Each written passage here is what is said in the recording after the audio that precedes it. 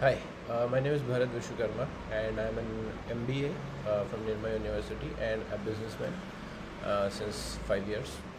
So, most of my experience has been in healthcare. I have worked with companies like Tata 1mg, Pharmacy, LifeCell, Acnamed, and multiple others.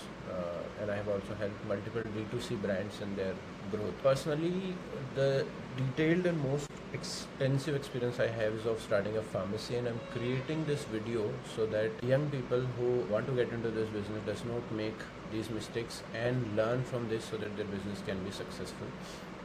And it's not, first of all the businesses, whatever you think of any kind of business that you want to do, the secret to getting into that business is starting it from any simple level. All the businesses have their own small versions of it. A hotel, you cannot open an ITC hotel, right? So you open a small chai ki tapri and you sell that to people, understand what people like, what people does not like, and then scale it that way. I started the same way. So in pharmacy, there's a business called affiliate. So you place customers' medicine orders and give it to bigger e-pharmacies, and then they pay you a 5% commission, 10% commission, or fixed pay on each new customer order, right?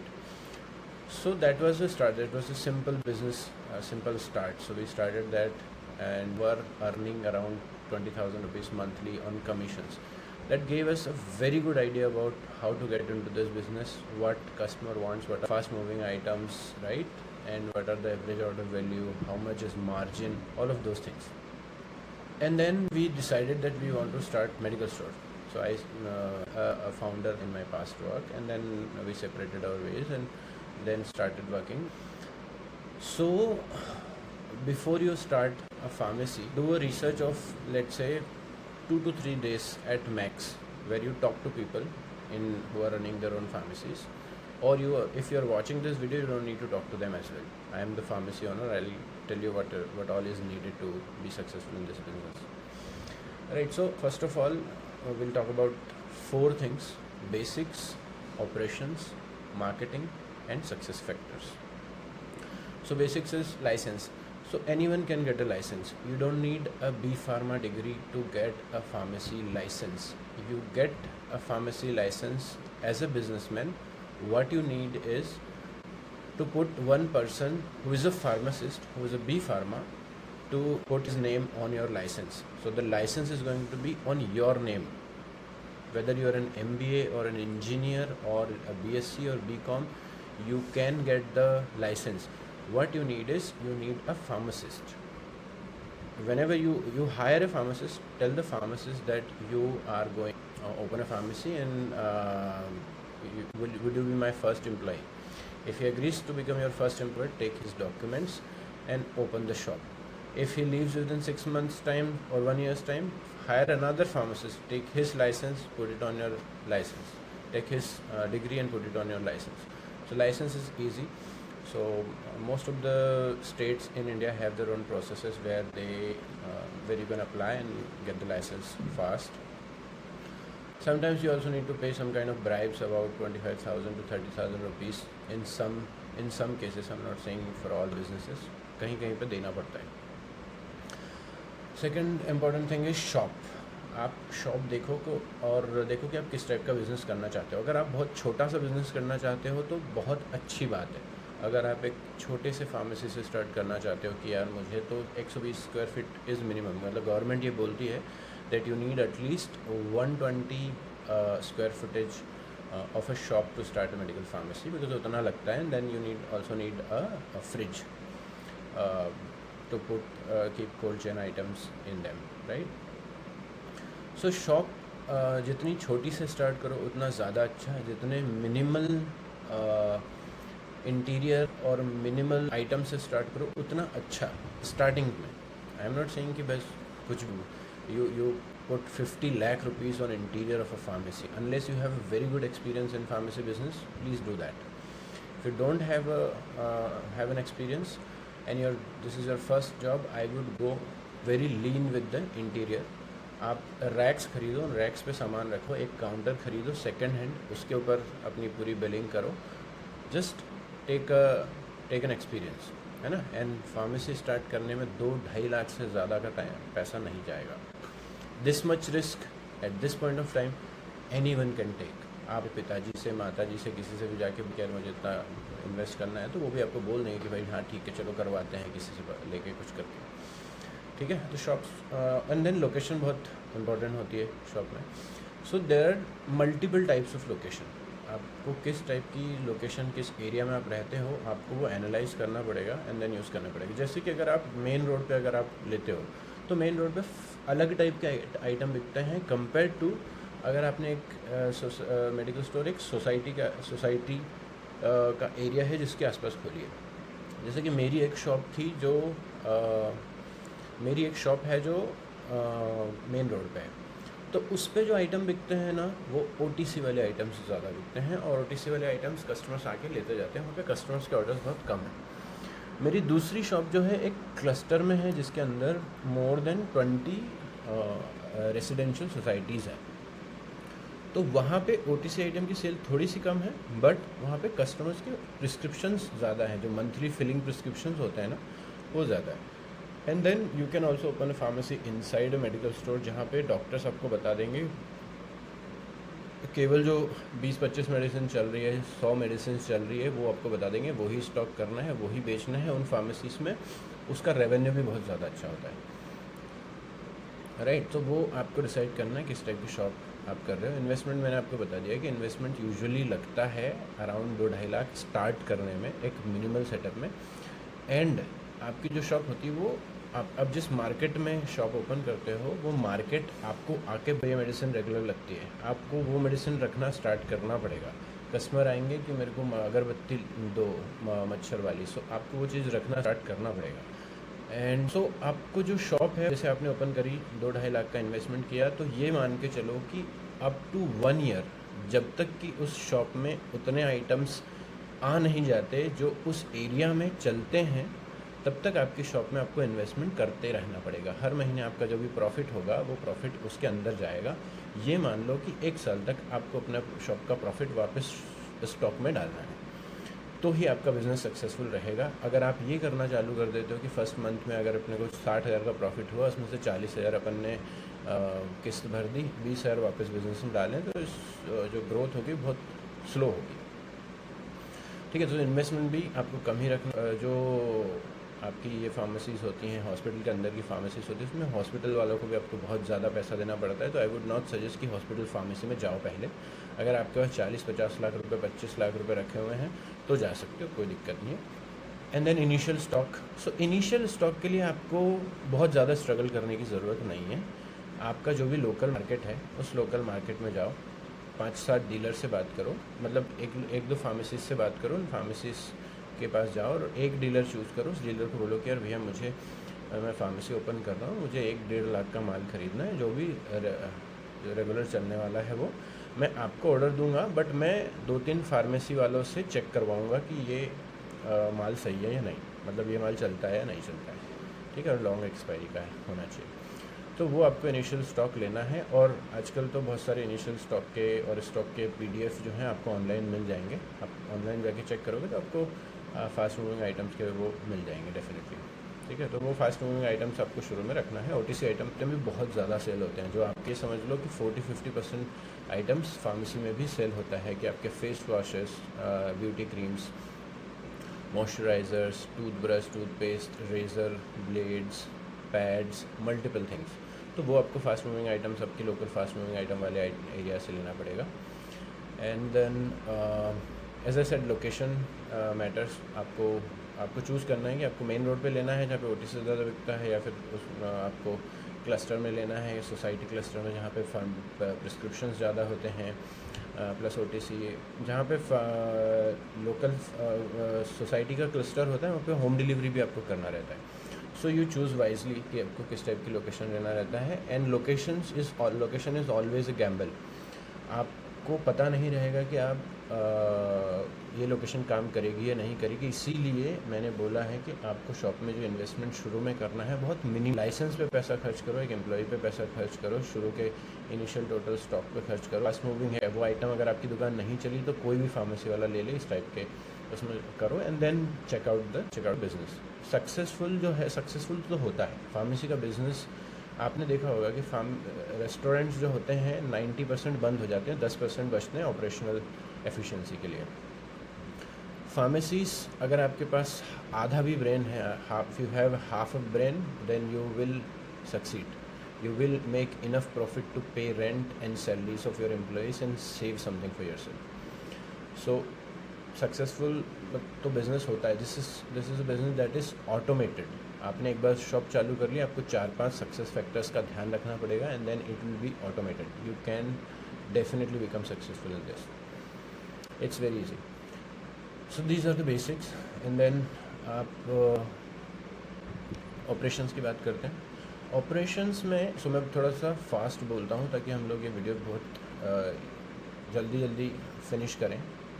मुझे खुद को, I am also a diagnosed person with ADHD, तो मुझे जल्दी करने का शौक होता है, but God has given me a good brain that I can talk specific things fast, multiple things fast at once, so it's good for all of us. So operations में आपको कोई सा भी बिज़नेस तभी सक्सीड ऑपरेशंस अच्छा हो। लोगो कोई भी बना सकता है, वेबसाइट कोई भी बना सकता है, ब्रांड नेम कोई भी बना सकता है, एक बिज़नेस कार्ड कोई भी बना सकता है, कोई भी प्रिंट कर सकता है, आइडियाज़ निकाल सकते हो बैठ के, सब कुछ कर सकते हो। Everything is very easy in this age, in this day and age. What makes you successful is strict operations. So operations में क्या आता है? शॉप मीन्स आपकी शॉप 9 बजे से चालू होती है, रात के 12 बजे तक बंद होती है। कंसिस्टेंट होना चाहिए। अगर साल में 365 दिन है तो 365 दिन आपकी दुकान सुबह 9 बजे चालू होना चाहिए और रात के 12 बजे बंद होना चाहिए। That is operations. इसका मतलब है उस शॉप को सुबह 9 से रात के 12 बजे तक चलाने के लिए आपको एम्प्लॉयज़ की चाहिए। एम्प्लॉयज़ को आपको हायर करना होता है, एम्प्लॉयज़ को मैनेज करना होता है, तब वो शॉप चलती है। अगर एम्प्लॉय नहीं आए तो आपको बैठना पड़ेगा उस पर। that is operations, right? And then purchase is important thing. आपने एक बार स्टॉक ले लिया, 1-2 कस्टमर आए, ख़त्म हो गया। नेक्स्ट कस्टमर आया, उसको आप ऐसा नहीं बोल सकते कि यार ये तो ख़त्म हो गया।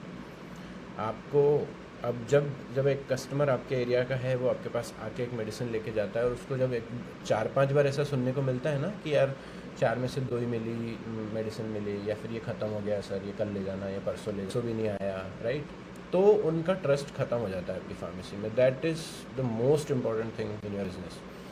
अगर आपके पास कस्टमर आया है, उसको उसकी पूरे लाइफ टाइम वैल्यू में एक कस्टमर, जो लोकल फार्मेसीज होती हैं उसमें एक कस्टमर कम से कम 5 साल रहता है आपके साथ। अगर आपके रिलेशंस अच्छे हैं तो 5 साल कस्टमर कंसिस्टेंटली हर महीने, month on month, date to date आपसे ही ऑर्डर लगाएगा। पर अगर आपने ऐसा बोलना चालू कर दिया कि ये वाला तो नहीं है, वो वाली आइटम नहीं है, वो वाली अब परसों ले जाना, तो आपका परचेस अच्छा नहीं है। इट मीन्स आपने एक आइटम ख़त्म होने दिया और उस आइटम ख़त्म होने के बाद में कस्टमर आया, उसको आइटम नहीं मिला, तो वो कस्टमर नेक्स्ट टाइम से क्या सोचेगा कि यार इन पे तो जाना नहीं है, मैं एक काम करता हूँ अपोलो पे चला जाता हूँ, वहाँ पे कम से कम सब आइटम मिल तो जाते हैं, उन लोगों की परचेस तो अच्छी है, राइट? तो इस टाइप से आपको अपनी परचेस ऐसी बनाना है कि कोई सा भी आइटम एक स्ट्रिप से नीचे जैसे ही जाए, आपका सिस्टम आजकल के हर एक व्यापार सिस्टम में, मार्ग में, बिल बुक में, सब में ऐसा ऑप्शन होता है कि कोई भी स्टॉक एक से नीचे जाए, तुरंत आपको एक नोटिफिकेशन आता है that this stock is low, आपको वो बाय करना पड़ेगा, ठीक है? सो वो stock replenishment is most important. Plus आपको ऐसे आइटम भी लेने पड़ेंगे जो उस एरिया में ज़्यादा चलते हैं। As I told you, area wise item चलते हैं। जो आइटम एक एरिया में, एक सिटी में चलता है, वो आइटम दूसरी सिटी में, दूसरे एरिया में नहीं चलता है। दैट्स अ गिवन, ठीक है? And then cleanliness. आपका स्टोर ऐसा लगना चाहिए कि it gets clean 5 times a day। And आप जब कस्टमर आपके आइटम उठा के देखे तो उनके हाथों में वो जो धूल आती है ना, वो नहीं आना चाहिए। It should be very clean. The customer should feel like he want to spend more time in this store because it's so cool and calm and clean. So cleanliness is most important. आप नहीं जानते कि customer की psyche कैसे होती है, सो आप वो चीज़ करोगे। कस्टमर की साइकी मतलब कि बहुत सारे हर कस्टमर, कोई भी नहीं चाहता कि यार मैं एक गंदे से स्टोर में जाऊँ जहाँ पे धूल लगी हुई है, जहाँ पे पैर चिपक रहे हैं, गंदगी पड़ी हुई है, आइटम सब इधर के उधर पड़े हुए हैं। उस टाइप से जो नॉन क्लीनलीनेस चीज़ें होती है उसमें आप, उस स्टोर में आप नहीं जाना चाहते। सो और अब क्लीन स्टोर होगा तो आप वहाँ पे जाओगे, थोड़ा टाइम स्पेंड करोगे। जब टाइम स्पेंड करता है कस्टमर तो बहुत सारी चीज़ें लेके जाता है, ठीक है। And then so cleanliness is most important. किसी को रख लो 3-4 हज़ार 6,000 रुपये महीने में, जो आपका सुबह दोपहर शाम 3 बार वो क्लीनिंग करे स्टोर की, फ्लोर वगैरह की। एंड देन दिन भर उसका यही काम होना चाहिए, प्रोडक्ट क्लीनिंग का, प्रोडक्ट क्लीन रखने का, ठीक है। That is most important part, ठीक है। And then important employ management. आप अकेले स्टोर चला सकते हो, आपने स्टोर खोला है, आप अकेले चला सकते हो, बट आप इस बिज़नेस को आगे नहीं ले जा सकते जब तक आप अपने एम्प्लॉय पे ट्रस्ट करना नहीं सीखेंगे। हो सकता है आपके साथ 2-3-4 घटनाएं हो जाए जिसमें आपके एम्प्लॉयज़ आपको चूतिया बना के चले जाएंगे, यार मैंने 50,000 40,000 रुपये आपने आपके उसमें से निकाल लिए, बट फिर भी आपको एम्प्लॉयज़ पे ट्रस्ट करना पड़ेगा। आप सिस्टम्स ऐसे बना लो जिसमें कि आपका जो भी कैश है उसका मैनेजमेंट काफ़ी टाइट हो, कि भाई कितना पैसा आया कितना पैसा गया, तो आपको पता चल जाए, राइट। बट एम्प्लॉयज़ पे ट्रस्ट करना, एम्प्लॉय को मैनेज करना is the most important part of the business. Anil Ambani अपने हर बिज़नेस में जाके 2-2 घंटे नहीं दे सकता। अनिल अंबानी खुद बैठा रहता है और उसके नीचे लोग काम करते हैं जो पूरे बिजनेसेस देख रहे हैं। यही this is actually the crux of the business. आप कल को 4 स्टोर खोलोगे तो आप 4 स्टोर पे नहीं जा सकते रोज़, और वहाँ पे नहीं जाके काम नहीं कर सकते। आपको एम्प्लॉई से ही मैनेज करवाना पड़ेगा, और उस पर आपको सबसे ज़्यादा टाइम स्पेंड करना पड़ेगा। एम्प्लॉई से आपकी रिलेशनशिप कैसी है। कुछ चीज़ें हैं जो बेसिक्स ही हैं, जो एम्प्लॉयज़ को सैलरी आना, पूरी सैलरी आना, ओवर टाइम है तो ओवर टाइम मिलना, पर्क्स जैसे कि चाय कॉफ़ी वगैरह ये सब उनको मिलना, एंड उनकी जो मंथ की जितनी भी डेजिग्नेटेड छुट्टी है वो मिलना। ये चीज़ें उनको अगर बेसिक्स आप दे दोगे तो वो आपके साथ ही बने रहेंगे और आप उनसे अच्छे से बात करोगे। That is something that is really important. आप किसी से उल्टे मुँह बात करके, गलत बात करके आप उसको काम नहीं करवा सकते। सिस्टम्स एंड एसओपीस, आपको हर एक चीज़ का सिस्टम एंड एसओपी सेट करना पड़े। सिस्टम एंड एसओपी का मतलब है कि भाई अगर आप हर एक चीज़ की एक प्रोसेस होती है, वो प्रोसेस फॉलो कर। जैसे आपके कोई आपने किसी डीलर को ऑर्डर दिया और डीलर का ऑर्डर आपके शॉप पे आया, तो आपका एसओपी क्या है, एम्प्लॉय का एसओपी है कि चेक करना कि ऑर्डर हमें, वो क्वांटिटी जो भी ऑर्डर आया है उससे चेक करोगे, और क्वांटिटी में अपना बिल में अपना नाम देखोगे कि हमारा ही नाम लिखा हुआ है ना। कभी कभी ये डीलर क्या है, एक फार्मेसी का दूसरे फार्मेसी पे देके चले जाते हैं। ये मोस्ट इम्पॉर्टेंट चीज़ होती है। तो आपके एसओपी में ये है कि आप देखोगे आपका ही बिल है, आपने ही ऑर्डर किया है, अपनी जितनी क्वांटिटी ऑर्डर की है उतनी ही क्वांटिटी लेना है।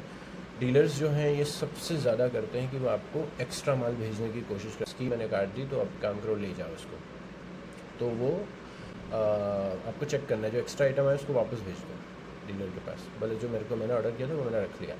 तो आपकी फार्मेसी जो एम्प्लॉय है उसकी एसओपी क्या है कि भाई माल चेक करना, हर एक माल में एक्सपायरी प्रॉपर है, 2 साल की मिनिमम एक्सपायरी है या नहीं है, एंड देन सब टिक हो जाए तो उसके बाद में उसका साइन करके और बिल को वापस दे देना अगर आप क्रेडिट पे ले रहे हो तो, और नहीं तो आप उसको पेमेंट करोगे।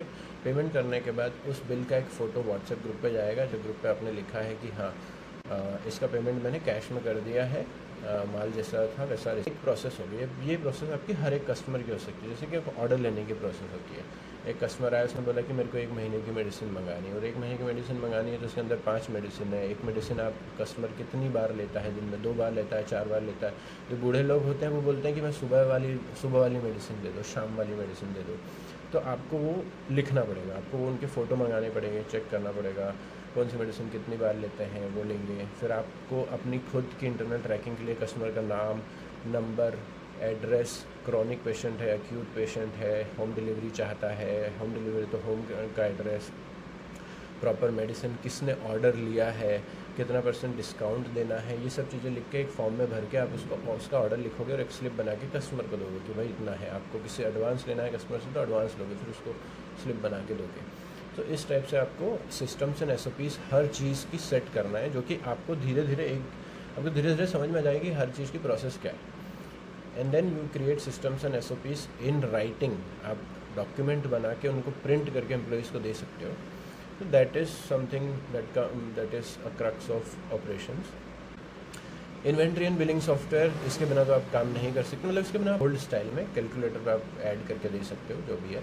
अगर आपको स्टार्ट करना है तो आप स्टार्ट इससे कर सकते हो बिना बिलिंग सॉफ्टवेयर के, बट एक टाइम के बाद पे आपको बिलिंग सॉफ्टवेयर वगैरह ऐड करना ही पड़ता है। उसके लिए मैं एक सेपरेट वीडियो बनाऊंगा, उसमें मैं सब कुछ बताऊंगा। So this is something that you can skip for first few months, and if you want to you can start. जो भी व्यापार बिलिंग सॉफ्टवेयर है या फिर मार्क बिलिंग सॉफ्टवेयर है, उसके किसी डीलर को कॉल करो, वो आके आपका पूरा सेटअप करके जाएंगे और आपको सिखा के भी जाएंगे, और आपको कोई प्रॉब्लम हो तो उसमें भी आपकी हेल्प करेंगे। ऑनलाइन ऑप्शन अगर आप चाहते हो तो अगर आप इन्वेस्ट करना चाहते हो तो 1-2 लाख रुपए इन्वेस्ट करके आप अपनी फार्मेसी का ऑनलाइन वर्जन भी बना सकते हो, और कस्टमर के पास ऑप्शन दे सकते हो कि customer can also order online. बहुत सारी सॉफ्टवेयर कंपनीज हैं जो ऐसा कर रही है।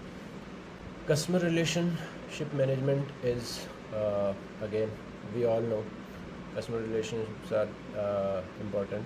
आप जिन कस्टमर से आपके अच्छे रिलेशंस हैं, वो कस्टमर 2 किलोमीटर दूर से भी आपके पास ही लेने आएगा, क्योंकि आप उनसे फर्स्ट नेम बेसिस पे बात करते हो, आप उनको बहुत अच्छे पर्क्स देते हो, वो लॉयल हैं आपके, तो लॉयल्टी के पर्क्स मिलते हैं उनको, एक्स्ट्रा डिस्काउंट मिलता है उनको, होम डिलीवरी मिलती है, और in return what they do is वो 5 साल 10 साल तक हर महीने आपसे ही ऑर्डर लेते हैं। उनको कोई छोटी सी चीज़ चाहिए वो आपको व्हाट्सएप करते हैं लेने के लिए।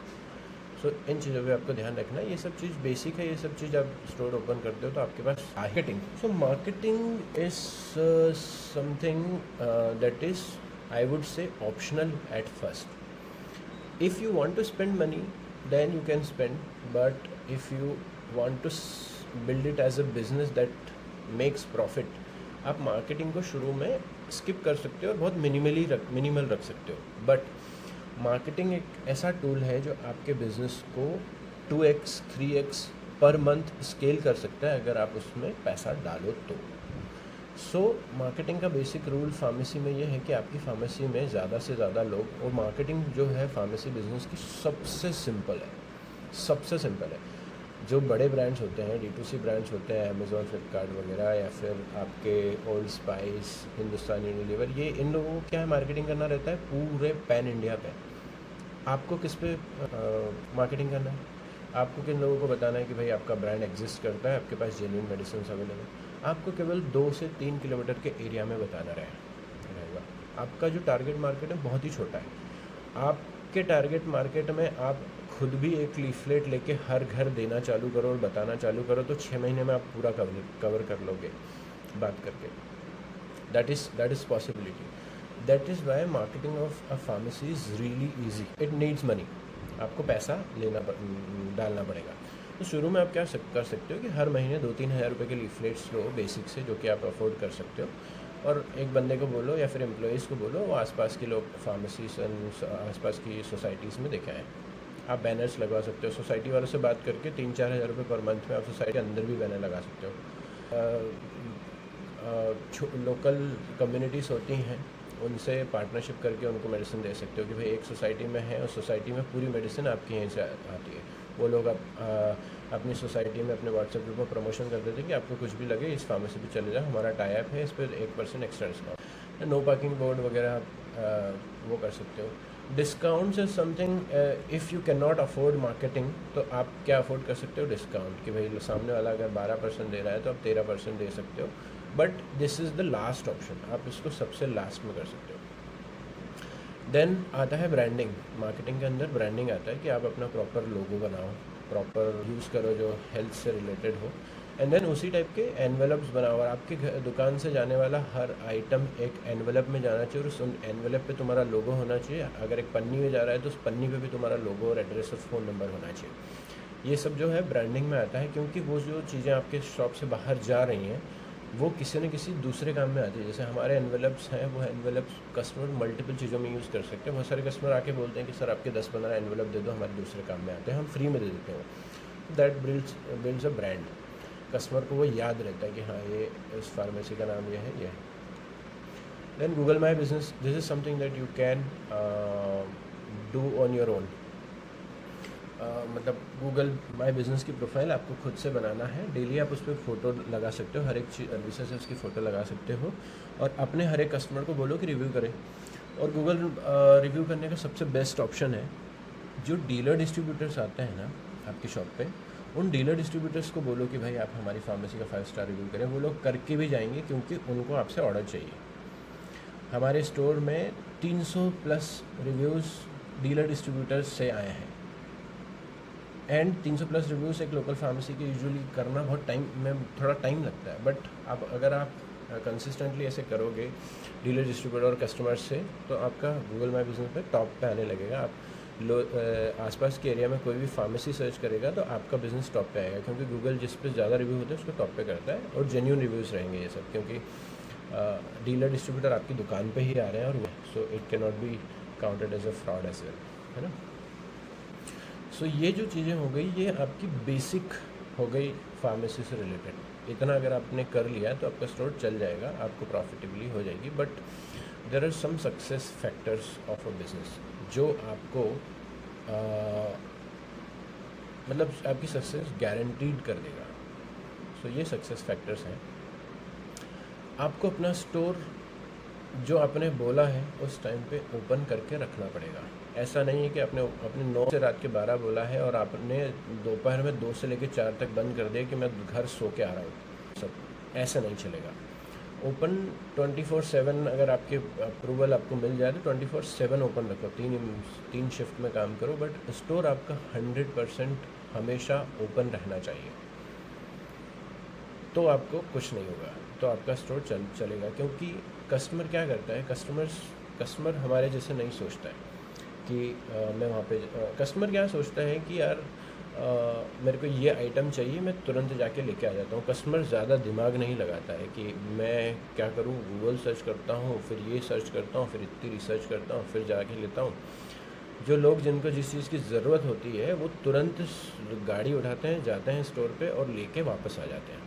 ये उनकी पॉलिसी है, और इस पॉलिसी में अगर आप डिस्टर्ब किया उनको तो वो आपके पास आना बंद कर देते हैं। आपने कैसे डिस्टर्ब किया, कस्टमर को बहुत अर्जेंटली पैरासीटामोल की ज़रूरत पड़ी बच्चे के लिए, दिन में 2 बजे आपकी शॉप पे आया, उन्होंने कहा हाँ इस शॉप से ले लेता हूँ, आपकी शॉप पे आपकी शॉप बंद पड़ी हुई। एंड देन वो क्या करेगा, आपके स्टोर के सामने वाले स्टोर पे चला जाएगा और वहाँ से मेडिसिन ले लेगा, और अपने मन में एक धारणा ये भी बना लेगा कि यार this store is never opened on time, मतलब ये स्टोर तो ओपन रहता ही नहीं है। तो नेक्स्ट टाइम से मैं क्या करूँगा, वहाँ जाऊँगा जो स्टोर हमेशा ओपन रहता है और वहीं से लूँगा मेडिसिन। ठीक है, तो आपको अपना स्टोर जिस टाइम का आपने बोला उस टाइम पे ओपन रखना ज़रूरी है। Second thing is check all bills and all items carefully. ये आपके बिज़नेस का क्रक्स है। सो आपके बिज़नेस में आप क्या करते हो, माल कम में ख़रीदते हो और ज़्यादा में बेचते हो, और जो प्रॉफिट मार्जिन है उससे आपका पूरा खर्चा चलता है और वही आपका प्रॉफिट बनाता है, राइट। तो इसमें क्या करना है, जो माल ख़रीद रहे हो वो कितने रुपए पे आ रहा है, क्योंकि डीलर डिस्ट्रीब्यूटर बहुत ज़्यादा चूतिया बनाते हैं रिटेलर्स को। बहुत सारे ट्रिक्स होती हैं उनकी, बहुत ज़्यादा, या तो माल भेज देंगे, आप डीलर बिल में ये भी नहीं लिखेंगे कि उनको आपको कितना % मार्जिन मिला है। यूजुअली फार्मेसी में जो ब्रांडेड आइटम्स होते हैं, ब्रांडेड जेनरिक्स होते हैं, तो 20% मार्जिन रहता है।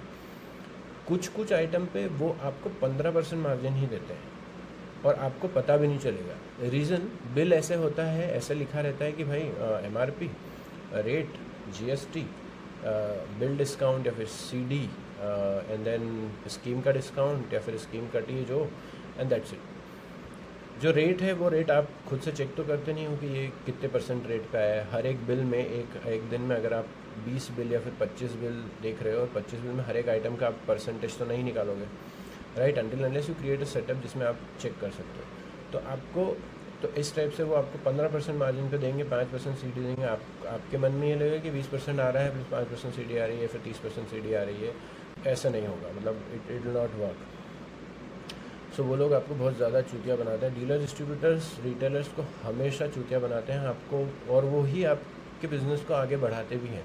अगर उनसे अच्छे से बात करोगे तो वो आपको बहुत सारी चीज़ें ऐसी बताएंगे जो आपके बिज़नेस को आगे बढ़ाती हैं। जैसे कि वो आपको बताएंगे कि कहाँ सबसे बेस्ट मार्जिन मिलता है, कौन से डीलर्स डिस्ट्रीब्यूटर सबसे ज़्यादा रेंज रखते हैं, बहुत सारी चीज़ें बताते हैं। सो आपको ये एक ऐसी पावर है जो आपको अच्छे से यूज़ करना आना चाहिए। तो आपको अपने स्टोर में आने वाले हर एक आइटम को और बिल को चेक करना है। अगर आइटम नियर एक्सपायरी आ रहा है तो उसको वापस रिटेलर को भेजो या फिर एक्सेप्ट ही मत करो, राइट, दैट्स इट। सो ये आपको अपने हर एक बिल, हर एक आइटम वो करना है। डीलर डिस्ट्रीब्यूटर बहुत ज़्यादा चूतिया बनाते हैं, वो ये प्रॉमिस कुछ और करते हैं, आता कुछ और है बिल पे, है ना। स्टॉक पुशिंग मतलब जो डीलर डिस्ट्रीब्यूटर होते हैं वो आपको स्टॉक को पुश करना चाहते हैं। आपने 2 ऑर्डर किया है, वो लोग 6 भेजेंगे। शुरू में आपको ऐसा लगेगा हाँ ठीक है 6 बेच लेंगे, रख लेते हैं, बट आपकी जेब से पैसा चला गया। अब वो 6 आइटम में से अगर 2 ही बिके और 4 एक्सपायर हो गए तो वो आपका नुकसान है, वो जाएगा नहीं।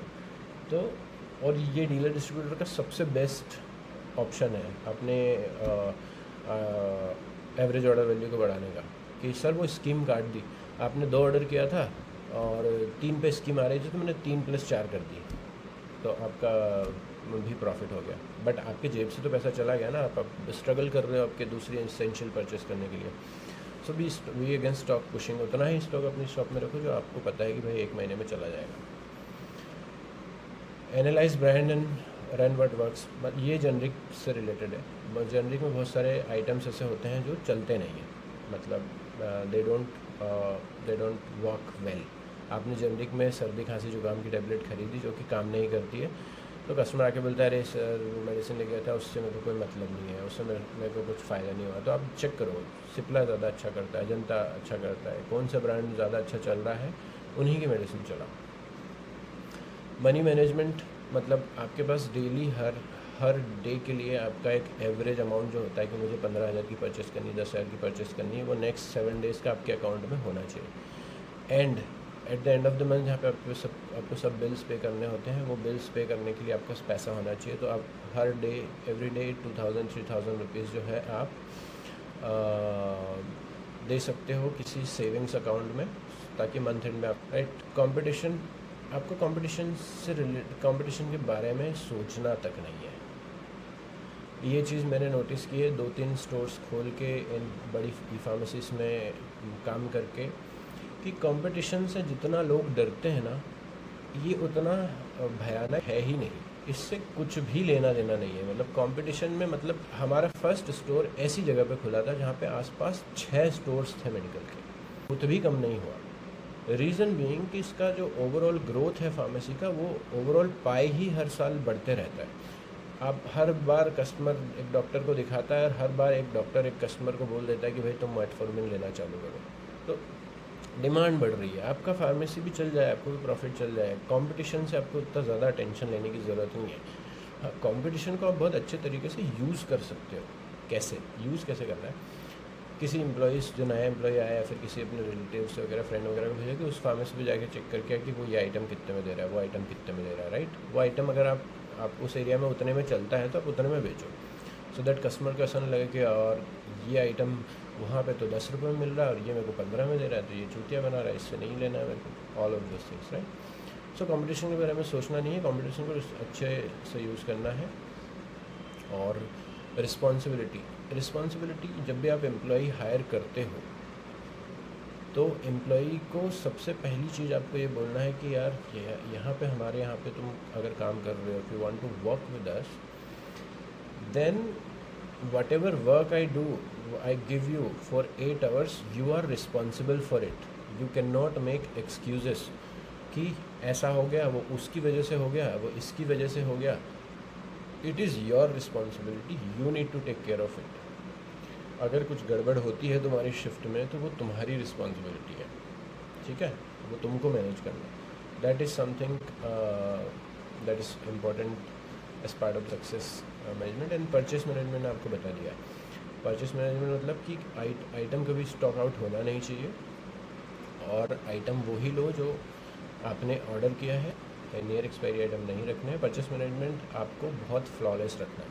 आइटम वही बेसिक सा मार्केटिंग का रूल है, कस्टमर को जब जिस जगह जिस चीज़ की ज़रूरत हो वो वहाँ पे उसे मिल जाना चाहिए, इस चीज़ का ध्यान रखना है। Okay, so I hope start करने से पहले इसको देखो and I hope this helps you in ways and so that you can create a good business and become successful in your business. I will create another video next month on inventory and billing software. Thank you.